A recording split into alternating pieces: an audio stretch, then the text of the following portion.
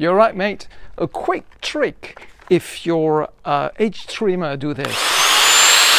You see, this is inside the belt, blah, blah, blah. If you open it, you might not be able to close it. I wasted a couple before, but I discovered this. Look, it takes 2 seconds. You take something with a metallic edge, and then you try to shift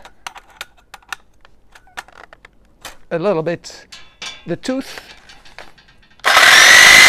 Are you back in business? Not fix it, but it will add an extra mile to your trimmer, and you can finish the job.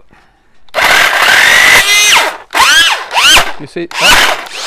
Right, it's doing it again. Shifting.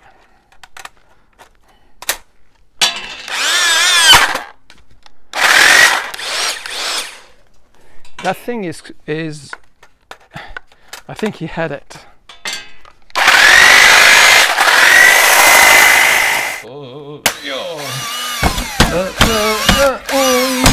Yo, mate, yo.